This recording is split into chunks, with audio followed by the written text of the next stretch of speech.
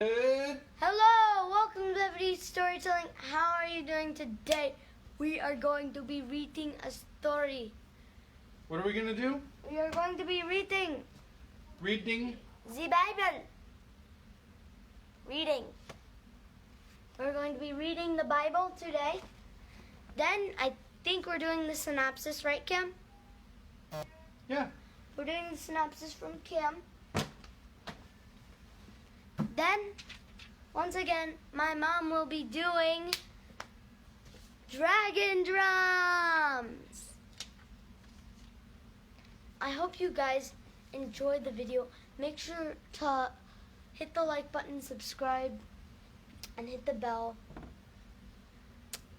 to never miss another video. And watch the playlist on YouTube. Watch the playlist on YouTube. Hope you have a good time.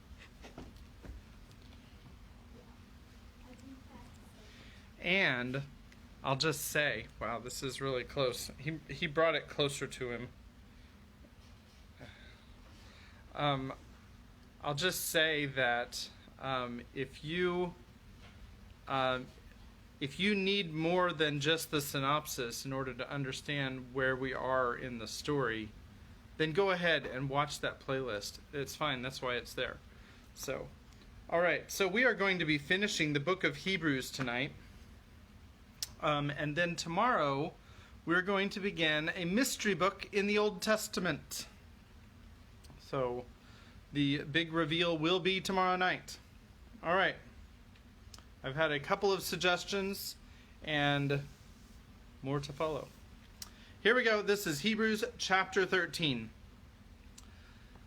Let brotherly love continue. Do not neglect to show hospitality to strangers, for thereby some have entertained angels unawares. Remember those who are in prison, as those in prison with them, and those who are mistreated, since you also are in the body. Let marriage be held in honor among all, and let the marriage bed be undefiled, for God will judge the sexually immoral and adulterous. Keep your life free from love of money, and be content with what you have, for he has said, I will never leave you nor forsake you. So we can confidently say, the Lord is my helper. I will not fear. What can man do to me? Remember your leaders, those who spoke to you the word of God. Consider the outcome of their way of life and imitate their faith. Jesus Christ is the same yesterday and today and forever. Do not be led away by diverse and strange teachings, for it is good for the heart to be strengthened by grace, not by foods which have not benefited those devoted to them. We have an altar from which those who serve the tent have no right to eat. For the bodies of those animals whose blood is brought into the holy places by the high priest as a sacrifice for sin are burned outside the camp. So Jesus also suffered outside the gate in order to sanctify the people through his own blood. Therefore, let us go to him outside the camp and bear the reproach he endured. For here we have no lasting city, but we seek the city that is to come. Through him, then, let us continually offer up a sacrifice of praise to God, that is, the fruit of lips that acknowledge his name. Do not neglect to do good and to share what you have, for such sacrifices are pleasing to God. Obey your leaders and submit to them, for they are keeping watch over your souls, as those who will have to give an account. Let them do this with joy and not with groaning, for that would be of no advantage to you. Pray for us, for we are sure that we have a clear conscience, desiring to act honorably in all things. I urge you the more earnestly to do this in order that I may be restored to you the sooner. Now may the God of peace, who brought again from the dead our Lord Jesus, the great shepherd of the sheep, by the blood of the eternal covenant, equip you with everything good, that you may do his will, working in us that which is pleasing in his sight, through Jesus Christ, to whom the glory forever and ever. Amen. I appeal to you, brothers, bear with my word of exhortation, for I have written to you briefly. You should know that our brother Timothy has been released, with whom I shall see you if he comes soon. Greet all your leaders and all the saints. Those who come from Italy send you greetings. Grace be with all of you. That is the end of the book of Hebrews. Like I said, tomorrow we'll have a big reveal and decide which Old Testament book that we're going to read. I think I have a pretty good idea. I've had 2 suggestions, so I'm going to make a decision. And at this time, I'm waiting for drum roll. There's no drum roll. Okay, so at this time, we have... Oh, here's the drum roll. Okay. Okay, so that's enough drum roll. We have Kimberly to give the synopsis. Here she is.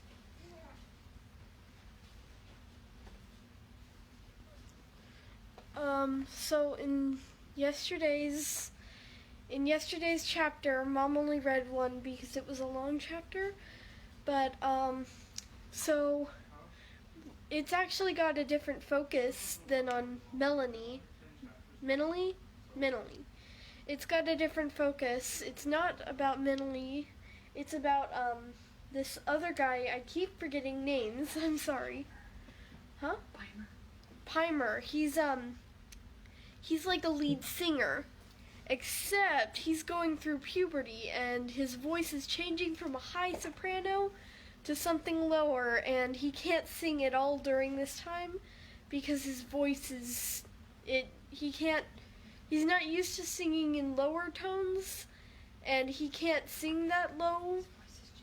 Yeah, it's just changing, and it's hard for him to sing. So, the Master Harper, he's gonna take him as his apprentice, except tell everybody that he's the drum maker apprentice, so that it's kind of a secret, and he's gonna, like, run errands for him and stuff. I don't know why it's such a big secret, though. There might be a reason for that. But that's, and he also wants a fire lizard, like Mentally. Not Melanie, Mentally. Good job. Can I give my 2 cents about, so being the only person in this house right now who's had a voice change as dramatically as this gentleman in the book, I just want to say that I did actually drop out of youth choir for 2 years because my voice, my youth choir director wanted me to sing lower with the guys, and I didn't have that vocal range yet, and it wasn't developing very quickly, and so it is a real thing. I mean, guys that are going through the transition of their voice changing, sometimes it actually does take a very long time for it to fully develop. That's the end of my commentary. Okay.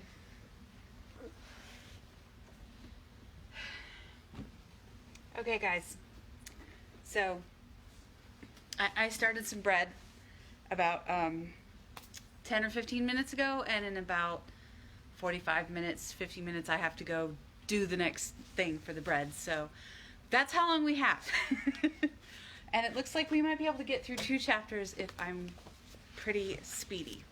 So here we are, Dragon Drums chapter 2. The tray Pimer was carrying was all that restrained him from jumping into the air and kicking his heels together in his jubilation. Working for Master Robinson, no matter how indirectly, and being apprenticed to Master Oldacre was no loss of prestige, and much more than he had dared contemplate. Not Pimer admitted to himself that he'd given much thought to his future. Of course, one never saw much of Master Oldacre about the hall. He kept to the drum height, a lean, slightly stooped figure of a man with a big head and coarse, bristling brown hair that seemed to stand out from his skull to give him the appearance, the irreverent said, of one of his own bass drumsticks. Others insisted that he was deaf from years of pounding with the great message drums for the Harper Hall. Except for drum beats, they hastily amended, which he didn't need to hear. He felt the vibrations in the air. Pimer considered his new apprenticeship and found it good. There were only 4 other apprentices, seniors all, and 5 journeymen serving Master Oldkey. Granted that Pimer had been Master Shonagar's special, but Master Shonagar was responsible for every singer in the hall, whereas Master Oldkey rarely had more than 10 harpers looking to him. Pimer again was in the select group, even more select if he'd been permitted to announce the full truth. He skittered down the steps, balancing the tray deftly. Maybe once he'd proved to the master harper that he could keep his mouth sealed, and Master Robinson was wrong to think that any could extract information from Pimer that Pimer didn't care to divulge. Nothing pleased Pimer more than knowing. He didn't necessarily have to show off to other people how much he knew. The fact that he, Pimer, an insignificant herdsman's son from Crom, was sufficient. He wished he hadn't been so brash, mentioning the southern continent, but the reactions had proved that his guess was accurate. They had been down to the south, at least Siebel had, and probably mentally. If they'd gone, then the harper needn't risk the trip with such eyes and ears to do the hard work. Pimer hadn't had much to do with the old-timers before Falar had ordered them exiled to the southern continent. For this he was fervently grateful that he'd heard enough about their arrogance and greed. And if he, Pimer, had been exiled, he wouldn't have just stayed put. He couldn't understand why the old-timers had quietly accepted their humiliating dismissal. Pimer calculated that some 248 old-timers and their women had gone to the southern continent, including the 2 dissatisfied weir-leaders, Turan and of Fort and Takal of the high reaches. The old-timers, let me just, so in the history of Pern, basically the time in between when the other planet isn't passing over and Thread isn't falling, they kind of like laxed and they stopped breeding dragons and they stopped training dragon riders, and they just had 1 or 2 main dragon riders. I think it was 1. And basically what happened was they were looking through their history, and like at some point, like a whole slew of dragon riders just disappeared out of nowhere. And so there weren't that many dragon riders. So what happened was, if you piece it together, the head dragon rider from this era actually figured out how to go back in time and ask all those dragon riders to come forward in time to save Pern. So it's kind of very sci-fi. So anyway, that's in other Pern books. This is specific to Meneley. But I just wanted to explain who the old-timers are for everybody out there going, what? Okay. So anyway, they are of a different era and apparently are deserving of the name old-timer. They might be persnickety. Okay. 17 old-timers had returned north. Exiled men and dragons had been well on in turn, so they were no real loss to the dragon strength of Pern. Old age and sickness had claimed almost 40 dragons in the first turn, and almost as many had gone between this turn. Somehow that struck Pimer as being rather careless of dragons, even old-timer ones. He stopped abruptly, aware of a tantalizing aroma wafting from the kitchens. Bubbly berry pies? And just when he needed a real treat, his mouth began to water in anticipation. The pies must be just out of the bake oven, or surely he would have discerned that fragrance before. He heard Sylvina's voice rising above the working noises and grimaced. He could have got a few pies out of Abuna with no trouble, but Sylvina wasn't often taken in by his starts and schemes. Still, he let his shoulders sag, dropped his head, and began to shuffle down the last few steps into the kitchen level. Pimer? What are you doing down here at this hour? Why do you have the harper's tray? You should be rehearsing. Sylvina took the tray from his hands and stared at him accusingly. You didn't hear? Pimer asked in a low, dejected voice. Hear? Hear what? How could anyone hear anything in this babble? She slipped the tray onto the nearest work surface and, putting her finger under his chin, forced his head up. Pimer was rather pleased to be able to squeeze moisture from the corners of his eyes. He narrowed them quickly, for Sylvina wasn't easily fooled, though. He told himself hastily he was very sorry he wouldn't be singing Domic's music, and he was sorrier that Tilgren was. Your voice? Your voice is changing? Pimer heard the regret and dismay in Sylvina's hushed tone. It occurred to him that women's voices never did change, and that she couldn't possibly imagine his feelings of total loss and crushing disappointment. More tears followed the first. There, lad, the world's not lost. In a half-turn or less, your range will settle again. Master Domic's music was just fine for me. Pimer did not need to fake the ragged tones. To be sure, since he wrote it with you in mind, scamp. Well, wouldn't you know? Though I can't for the life of me believe you could contrive to change your voice in spite of Domic. Spite Master Domik? Pimer widened his mouth with indignation. I wouldn't do such a thing, Sylvina. Only because you couldn't, rascal. I know how you hate singing female parts. Her voice was acerbic, but her hand under his chin was gentle. She took a clean corner of her She took a clean corner of her apron and blotted the tears on his cheeks. As luck would have it, I seem to be prepared with an easement for your tragedy. She propelled him before her, motioning towards the trays of cooling pies. Pimer rapidly wondered if he ought to dissemble. You can have 2, 1 for each hand, and then away with you. Have you seen Master Shonagar yet? Watch those pies, they're just out of the oven. He replied, biting into the first pie. Despite her admonition, it's the only way to eat 'em, he mumbled through a mouthful so hot that he had to suck in cool air to ease the burning of his gums. But I'm to get Weirhide clothes. You in Weirhide? Why would you need Weirhide? She frowned suspiciously at him now. I'm to study drum with Master Oldkey, and mentally asked me could I ride runners, and Master Robinson said I was to ask you for Weirhide. All 3 of them in it. And you'd be apprenticed to Master Oldkey? Sylvina considered the matter and then eyed him shrewdly. He wondered, should he tell mentally that Sylvina hadn't been taken in by their stratagem of making him a drummer? Well, I suppose you'll be kept out of mischief, though I, for one, doubt it's possible. Come on, then. I do have a Weirhide jacket that might fit. She cast him a calculating look as they moved towards the storage section of the kitchen level. Let's hope it'll fit for a while, because sure as eggs hatch, I shan't be able to pass it on to anyone else the way you mangle your clothes. Pimer loved the storerooms, redolent with the smell of well-cured hides and the eye-smarting acridity of newly dyed fabrics. He liked the glowing colors of the cloth bales, the jumble of boots, belts, packs hanging from hooks about the walls, the boxes with their odd treasures. Sylvina rapped his knuckles with her keys several times for opening lids to investigate. The jacket fit, the stiff new leather bucking against his thighs as he pranced about, swinging his arms to make the shoulders settle. It was long in the body, but Sylvina was pleased. He'd need the length. Fitting him with new boots showed her how ragged his trousers were, so she found him 2 new pairs, one in Harper blue and the other in a deep gray leather.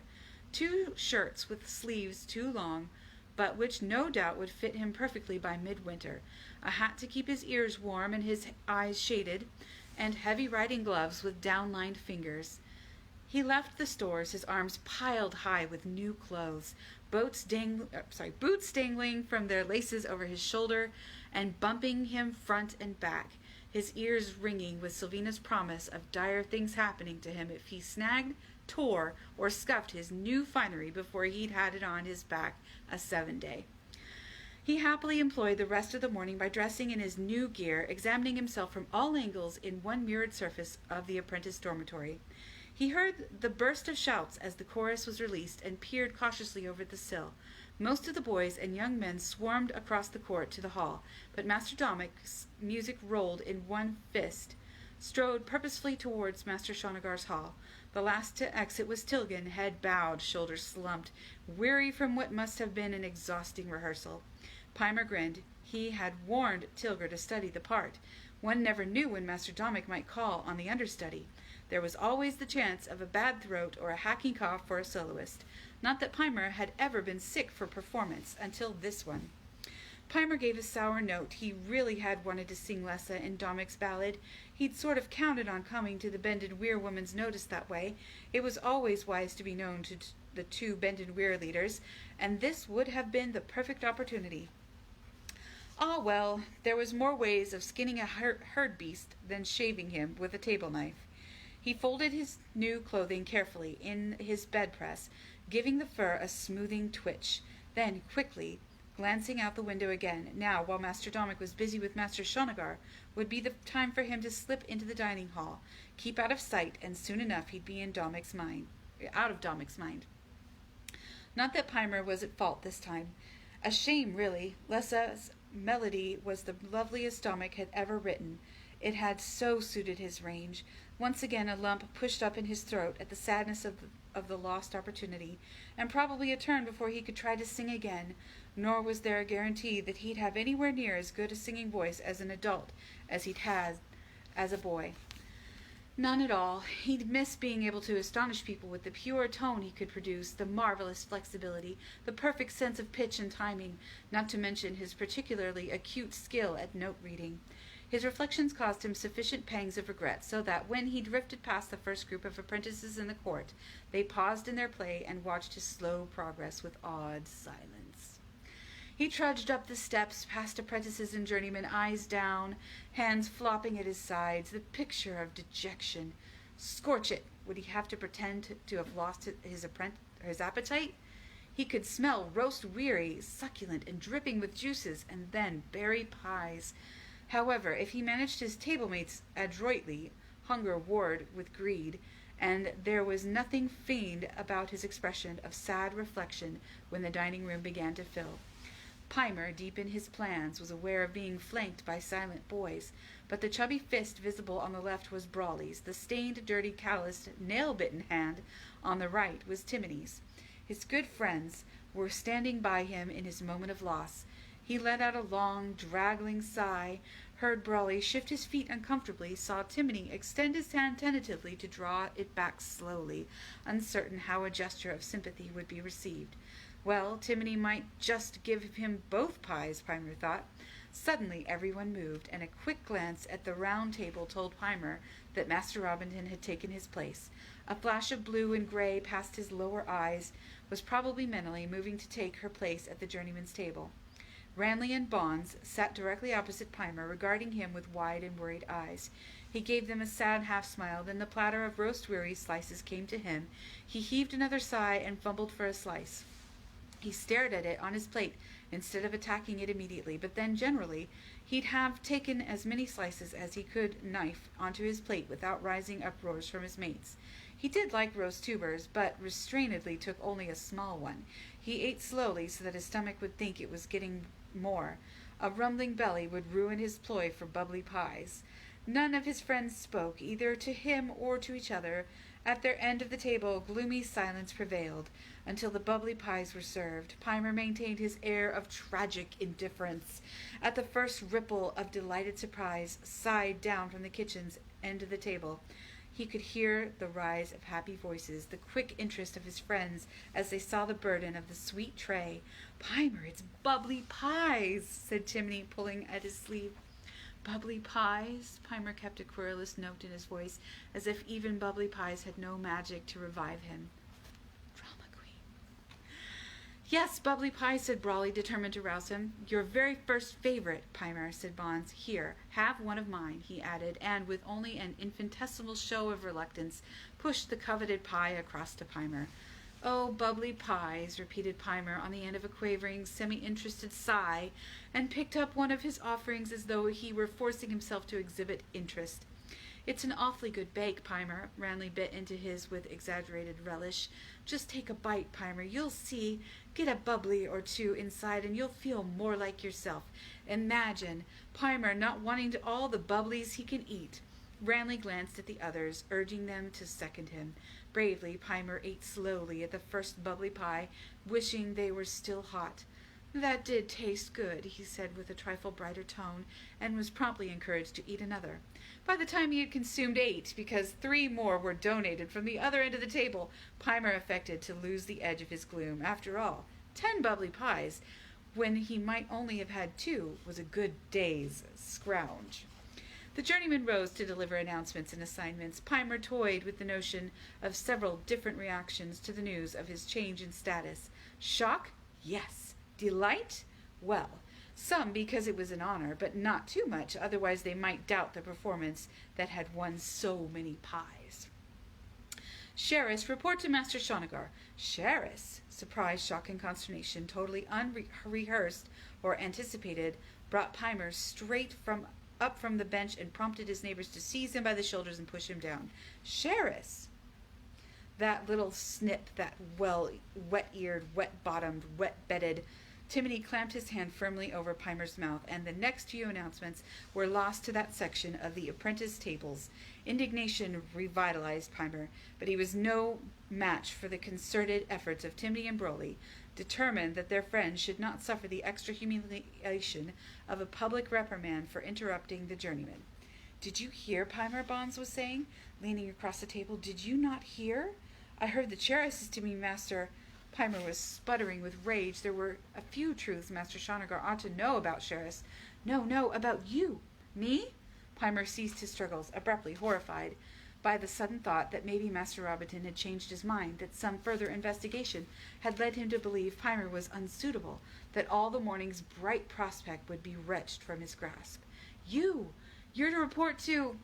And Bonds paused to give additional weight to his final words. Master Oldkey!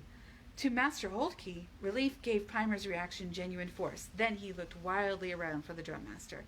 Bonds's elbow, suddenly digging into his ribs, alerted him, and there was Durzin, Master Oldkey's senior journeyman, staring down at them, fists against his belt, a wary and disapproving expression on his weathered face. "So we get settled with you, eh, Pimer? I'll tell you this, you watch your step with our master, quickest man in the world with a drumstick, and he doesn't always use it on the drums." He eyed Pimer significantly, and then, with a sharp gesture, indicated that Pimer should follow him. Chapter 3 in a sec.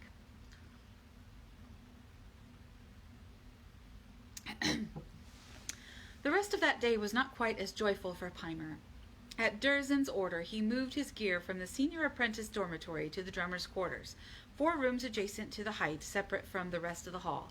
The apprentice's room was cramped and would be more so when the spare cot for Pimer was added. The journeyman's quarters were hardly more spacious, nor Master Oldkey's, though he had his small room to himself. The largest room was both for the instruction and living. Beyond, separated by a small hallway, was the drum room, with the great metal message drums shining in the afternoon sun. There were several stools for the watch drummer, a small work table to write down the messages, and a press, which became the bane of Pimer's mornings. It contained the polish and cloths required to keep that eye-blinding shine to the drums. Durzin took evident relish in telling Pimer that, by custom, the newest apprentice was required to maintain their brilliance. The drum heights were always manned, save for the dead time, 4 hours in the depth of night, when the eastern half of the continent was still sleeping and the western half just retiring. Pimer wanted to know what happened if an emergency occurred in that dead time, and was crisply informed that most drummers were so attuned to an incoming message that even in the shielded quarters the vibrations had been known to alert them. As part of his apprentice training, Pimer had dutifully learned the identifying beats of each of the major holds and craft halls, and the emergency signals like threadfall, fire, death, answer, question, help, affirmative, negative, and a few useful phrases. When Durzin first showed him the mass of drum messages that he would be expected to memorize and perform, he began to wish fervently that his voice would settle before winter came. Durzin ruthlessly loaded him down with a column of frequently used beat measures to learn by the next day, telling him to practice quietly using sticks on the practice block, and left him. In the morning, writhing under Durzin's full attention, Pimer struggled through the lesson. He almost cried out with relief when Meneley appeared. She ignored him. "I need a messenger. Can I steal Pimer?" "Certainly," Durzin said without surprise, since the task was also a function of drum apprentices. "We can practice this lesson on his way. I expect he'd better." Pimer groaned to himself at this partial reprieve, but kept a carefully contrite expression on his face for Durzin's benefit. "Did you get riding gear yesterday from Sylvina?" Meneley asked him, her face unrevealing. "Get it on," she said when he nodded, gesturing him to be quick about changing. She was laughing with Durzin when he reappeared, but broke off her conversation, motioning Pimer to follow her. She took the steps from the drum heights at a clip. "You said you'd ridden runners?" she asked. "Sure, I'm a herder bred, you know." He was a bit miffed. "That doesn't necessarily mean that you've ridden runners." "Well, I have." "You have a chance to prove it," she said, awarding him a curious smile. Pimer stared hard at her profile as they made their way out of the arch entrance and across the broad gather meadow in front of the harbor hall. To their left towered the cliff that housed Fort Hold, and the rows of cots that huddled in the bosom of the sturdy precipice. On the fire heights of the hold, the brown dragon stood, looking more massive silhouetted against the bright sky, one wing extended, which his rider was grooming.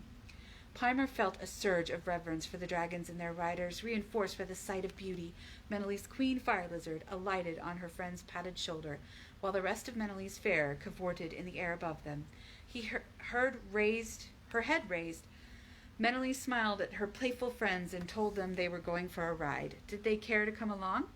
Chirruping and excited aerial displays greeted her question, and Pimer watched, as ever envious, while Beauty stroked Menelie's cheek with her wedge-shaped head and crooned into her ear, the jewel-faceted eyes bright blue with pleasure. Grimly, Pimer forbore to ask the question that seethed in his mind as they walked in silence towards the great caverns carved in the fort cliff to house the herd beasts, wary flocks, and runners. Inside the cavern, the head stockman approached with a smile for Menelie. Her fire lizards whirled into the cavern and sought perches on the curious beams that supported the ceiling, beams that had been fashioned by long-lost skill of the ancients. No one even knew from what substance they had been contrived. "Off again, Menelie?" "Again," she said with a slight grimace. "Bannock, have your gear for a beast for Pimer too, and as easy for me to have the second runner ridden as led." A course. And the man led the way to the enclosure, where the bagged pads and headgear were hung on racks. After a close look at Pimer, he selected pad and gear, handed Menelie hers, and followed him down the side of open-ended stalls. "Your usual is third down, Menelie. See if Pimer remembers how to go on," she said to Bannock. The man smiled and handed Pimer the gear. With a degree of assurance he didn't feel, Pimer made the clucking sound it was wise to use to announce human presence to a runner beast. They weren't intelligent creatures, responding to a narrow set of noises and nudges, but within that limited scope, quite useful. They weren't even pretty, being thick-necked, heavy-headed, long-backed, lean-bodied, with spindly legs. Their hide was covered in a coarse fur and ranged in color from a dirty white to a dark brown. They were more graceful than herd beasts, but by no stretch of the imagination as beautiful as dragons and fire lizards. The creature Pimer was to ride was a dirty brown. He threw the mouth rope over its neck, and by pinching its nose holes, forced it to open its mouth to retrieve the metal mouthpiece. Quickly grabbing its ear, Pimer managed to get the headstall in place. It snorted as if mildly surprised, not half as surprised as Pimer that he'd remembered that little trick. He heard Bannock grunt. He slapped the pad in place and tightened the mid-strap, wondering if this thing would give him any troubles once he was astride it. Untying its halter, he backed it out and found Menelie in the aisle, holding her larger beast. She examined the gear on his. "Oh, he did it right," said Bannock, nodding approval and waving them on to go on as he turned to the rear of the cavern on his own affairs. It had been a long time since Pimer had been astride a runner. Fortunately, this creature was docile, and its pacing stride smooth as Menelie set off briskly down the eastern roadway. There was a knack for easing yourself on a runner's pad. Pimer found himself almost unconsciously assuming the position, sitting on one buttock, then extending his left leg as far as the toe-hold strap would go, while cocking the knee of his right leg firmly against the runner's side. A rider would change sides often and trip. For a girl sea-hold bred, Menelie rode with the ease of much practice, Pimer noted. All the way down to the sea-hold, Pimer kept his mouth shut. He'd be scorched if he'd ask her why they were going there. He doubted that the sole purpose of this excursion was to see if he could ride runners or keep his mouth shut. And what had she meant by easier to have a second runner ridden than led? This reticent, assured Menelie on Harper business was quite different from the girl who let him feed her fire lizards, and a long stride from his recollections of the shy and self-effacing newcomer of the Harper Hall 3 turns back. Once they reached Fort Sea-Hold, Menelie tossed him her beast's mouth rope, told him to take them to the hold's beastmaster, ease the backpacks, water them, and see if they could have some feed. As Pimer led the creatures away, he noticed that she went to the harbor hall wall, shading one hand as she peered at the eastern horizon. Why was she waiting for a ship? Or had that something to do with the drum message from Istahold the other morning? The beastmaster greeted him cheerfully enough and helped him attend the runners. You'll be likely heading back to the hall as soon as the ship docks, said the man. I'll pad up Siebel's beast so he's ready. Soon we got these comfortable. You just pop into my hold there, and my woman'll fix you a bite to eat. Boy your age could always do with a bit, I'm sure. One thing about sea holding, you've always the extra to feed, even in Threadfall. His hospitality included Meneley when she came in, after Pimer too had seen the speck far out in the sea. He knew that he'd have a chance to rest his weary bones as well as exercise his jaw. Siebel had a runner stable here, huh? Siebel born with a westbound ship, which suggested that Siebel had also sailed from this sea-hold. Pimer tried to remember how long it had been since he'd seen Siebel in the hall, but couldn't. Fort Seahold possessed a natural deep harbor so that the incoming ship sailed right up to the stone-lined side. Seamen on shore, as well as on the ship, neatly tied her thick lines to the bollards on the wall. Siebel was not immediately visible, though, as Meneley's fire lizards did a welcoming display above the ship's rigging. The westering sun glinted off 2 golden bodies, Siebel's queen, Kimmy, as well as Meneley's beauty. Pimer didn't spot Siebel in the bustle of people unloading the ship, until suddenly he appeared right in front of them, heavy bags draped across his shoulders and arms. A seaman carefully laid 2 more filled sacks at his feet, enough to load down a runner beast all right. Good trip, Siebel? Asked Meneley, picking up one of the sacks and slinging it with a deft twist of her wrist to her back. Give Pimer at least 1 yoke of those, she added, and Pimer sprang quickly to relieve Siebel of some of his burden, fingering the bulges to see if he could identify the contents. And don't maul it, Pimer. The herbs will be crushed soon enough. Herbs? Pimer, what are you doing here? Shouldn't you be rehearsing? Began Siebel. His smile was pleasant, and the whiteness of his teeth stood out against dark, tanned skin. Herbs and a tan.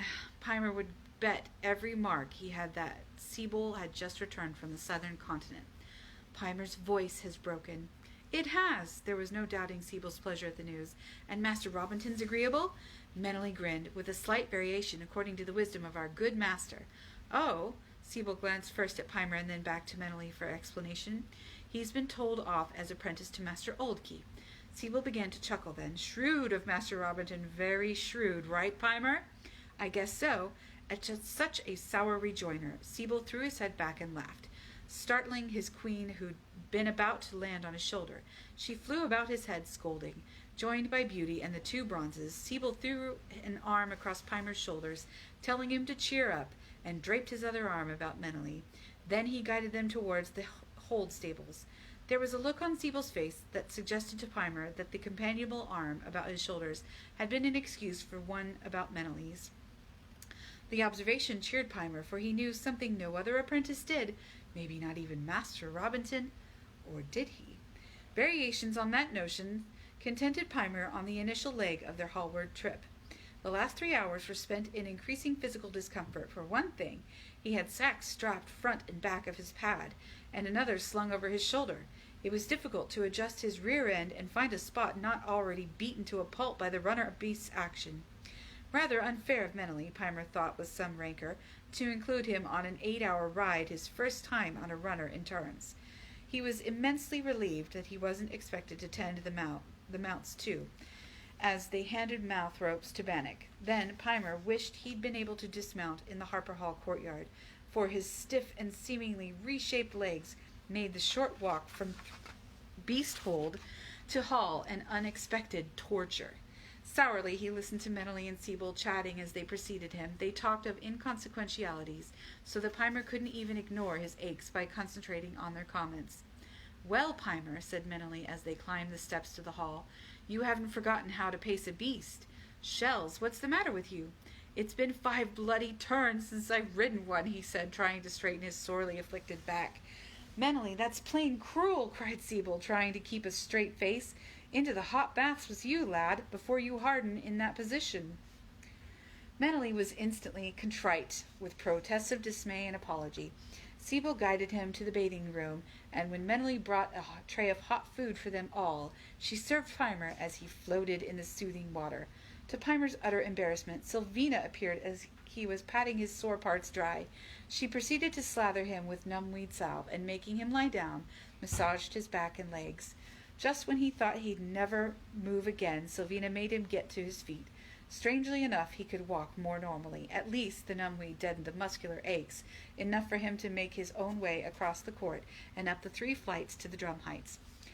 He slept through 3 drum messages the next morning, the fire lizards feeding, and half the chorus rehearsal with instruments.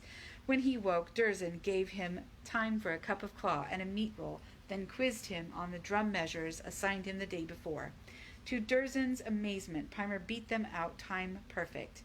He'd had plenty of hours in which to memorize them on that runner ride. As a reward, Durzin gave him another column of measures to learn. The numbweed salve had worn off, and Pimer found sitting on the stool during his lesson agonizing. He had rubbed his seat bones raw, a combination of the stiffness of his new trousers and the riding. His affliction provided him with an opportunity to visit Master Aldive after lunch. Although Siebel's sacks were in evidence in Master Aldive's quarters, even to some herbs piled on the work table, Pimer pried no new snippets of information from the master healer, not even if this had been the first shipment of such medicines. He did learn that galls hurt even more when treated than when sat on.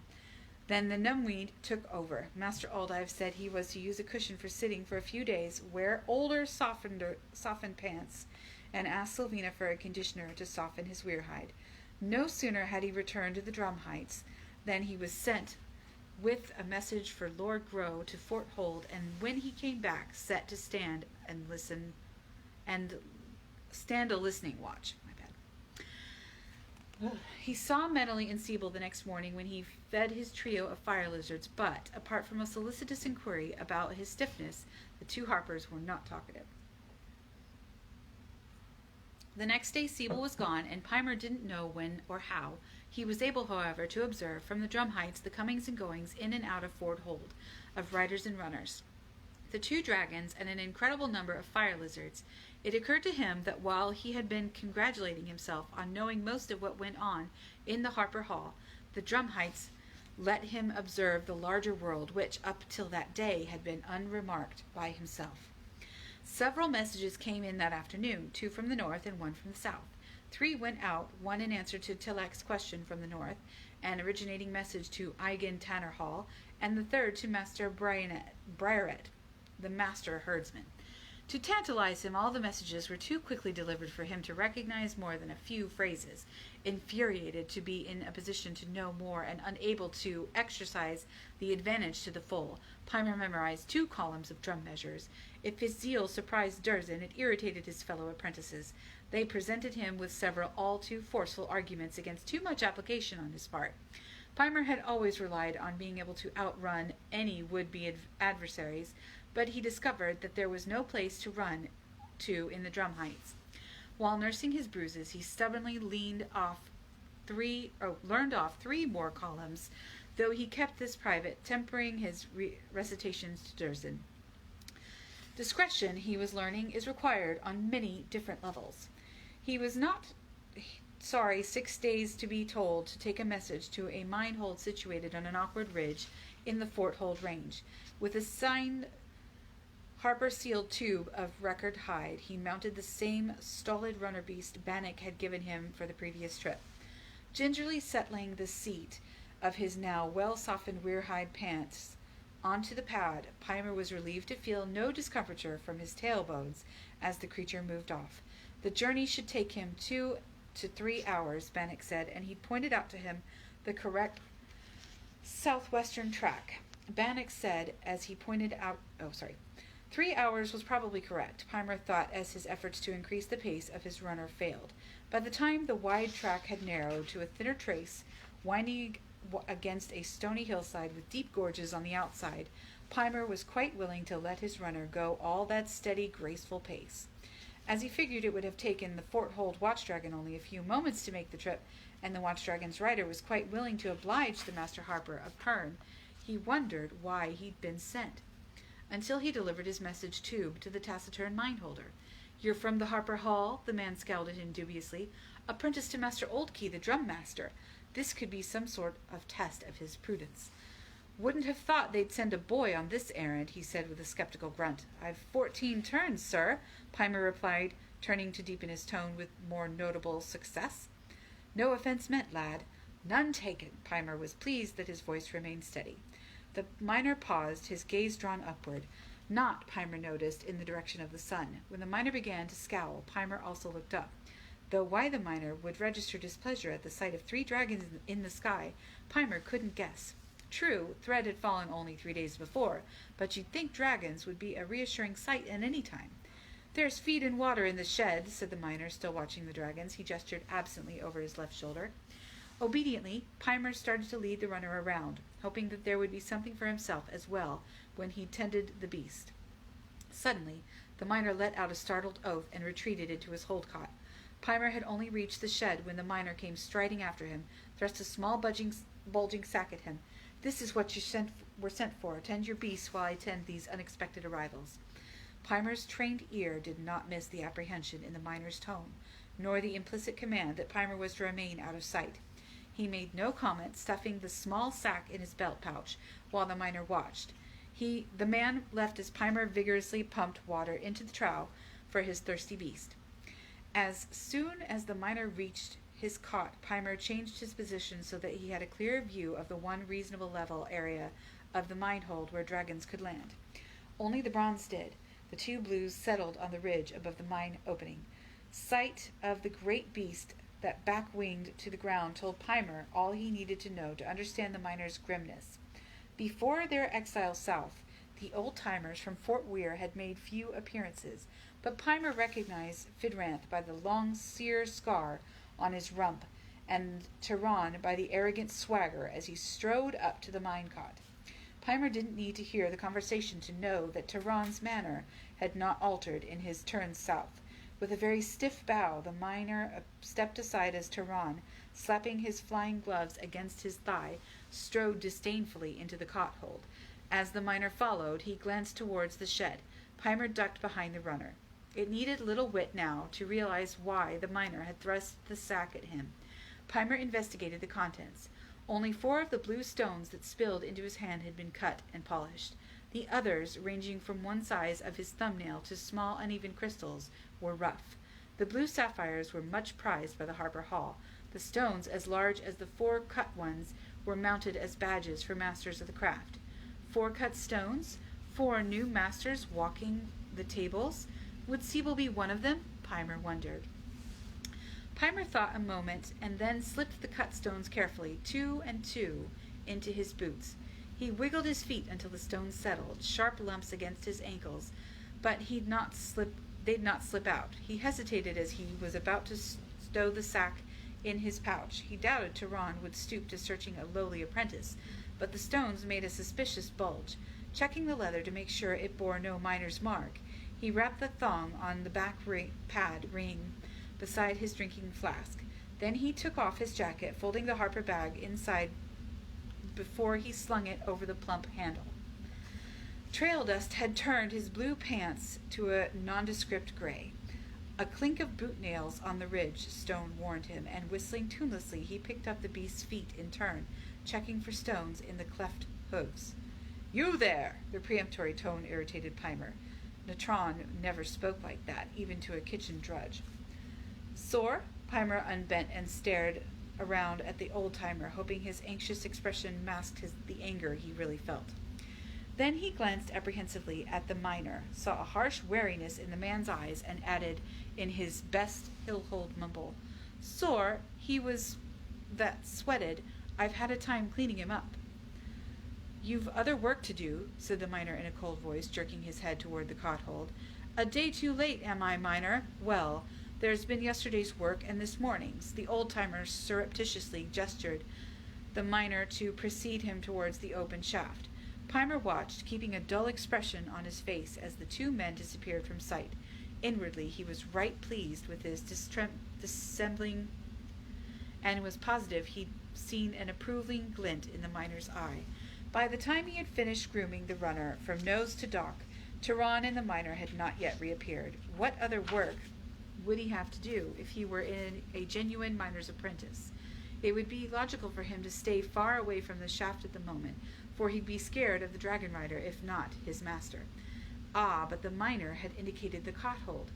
Pimer pumped water into a spare pail and lugged it back to the cot-hold, ogling with what he hoped was appropriate fear the blue dragons ensconced on the ridge, the riders hunkered between them. These are the thugs coming to get their dues. The mine cot was divided into 2 large rooms, one for sleeping, the other for relaxing and eating, with a small portion curtained off for the miner's privacy. The curtain was open, and plainly the disgruntled dragon rider had searched the press, locker, and bedding. In the kitchen area, every drawer was open and every door was ajar. A large cooking pot on the hearth was boiling so hard its contents frothed from under its cover. Not wishing what might be his meal in the ashes, Pimer quickly swung the pot away from the full heat of the fire. Then he began to tidy the kitchen area. No lowly apprentice would enter the master's quarters, however humble, without direct permission. He heard voices again, the miner's low comments and Tehran's angry reproaches. Then he heard the sounds of hammers against stone and ventured to look cautiously through the open slit window. 6 miners were squatting or kneeling, carefully chipping rough, dark stone and dirt from the blue crystals possibly within. As Pimer watched, one of the miners rose, extending the palm of his hand toward the miner. Tehran intercepted the gesture and held the small object up to the sun. Then he gave an oath, clenching his fist. For a moment, Pimer thought that the old-timer was going to throw the stone away. "Is this all you're finding here now? This mine produced sapphires the size of a man's eye." 400 turns ago it did, indeed, Dragon Rider, said the miner in an expressionless voice that could not be construed either as insolent or courteous.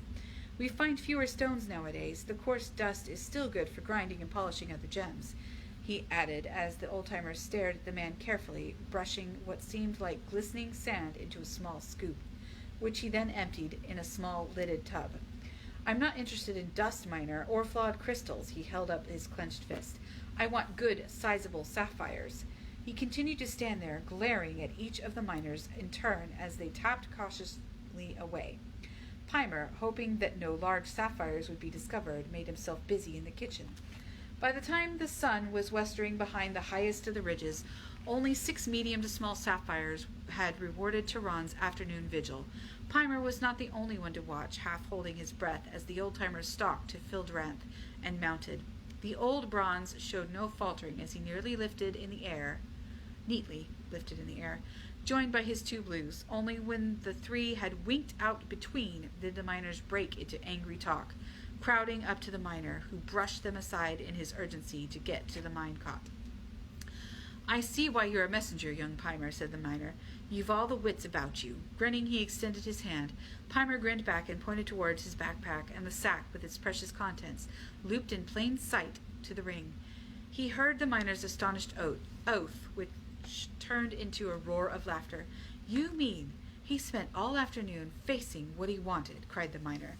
"I did put the cut gems in my boots," Pimer said with a grimace, for one of the stones had rubbed his ankle raw. As the miner retrieved the sack, the others began to cheer, for they'd had no chance to learn that the miner had managed to save the product for several 7 days' labor. Pimer found himself much admired for his quick thinking as well as his timely arrival. "Did you read my mind, lad?" asked the miner, "to know that I'd told the old grasper I'd sent the gems off yesterday?" "It seemed only logical," Pimer replied. He'd taken his boots off just then, examining the scratches the sapphire had made. "It would have been a crying shame to let old Tehran get away with these beauties." "And what were we going to do, master," asked the oldest journeyman, "when those old-timers come back again in a few 7 days and take what we've mined? That placer's not played out yet." "We're closing up here tomorrow," said the miner. "Why? We've just found more." The miner signaled silence abruptly. "Each craft has its privacies," said Pimer, grinning broadly. If the miner felt an apprentice required no apology for such curtness, he would not be admonished for impertinence for repeating a well-known rule.